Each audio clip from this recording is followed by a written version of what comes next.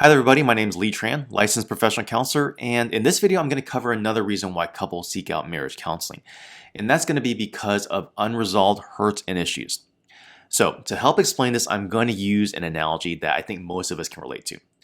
So imagine when you first get married or get involved in a committed relationship that you're essentially opening up a joint bank account together. But instead of dealing in dollars, you're dealing in a relational currency or credits. You can call it trust, call it respect, call it whatever you want. Just think of it as equity in your relationship.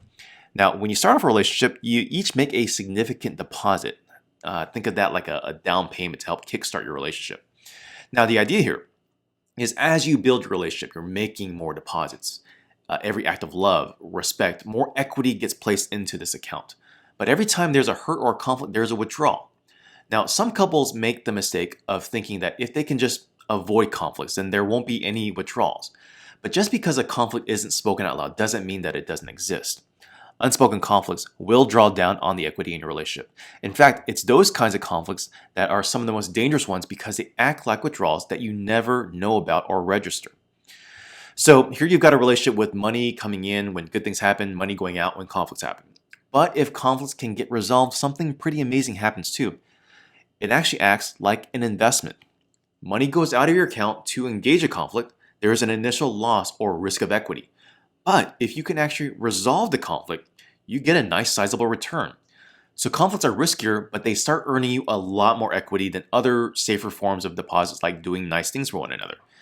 That's why I say couples have to learn how to fight well and earn equity through conflict as they go longer in their relationship. You see, at first a couple can get away with small deposits of doing acts of love and kindness for one another. But when you add years and stressors like kids, money, career, and loss, you need something that's a much stronger income earning vehicle, and that's going to have to be conflict resolution. Okay, let me try to get back to where I'm trying to go with this analogy. When conflicts go unresolved, when there's no return on the risk of that equity, another interesting happens that's not so great for marriage.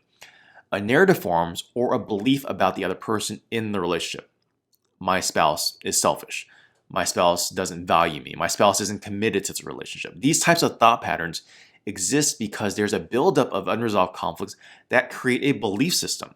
When this happens, you have a recurring and hidden charge within your relational bank account, a filter or belief that sits just in the background of your thinking, just waiting to impose charges on minor conflicts and misunderstandings.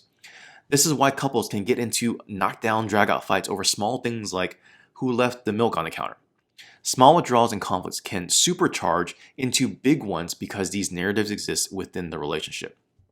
So by the time I see a couple for therapy, sure, their communication and conflict is bad. That's definitely a big problem. But because they've had poor conflict for so long, they've built up a bunch of these narratives from all these unresolved issues.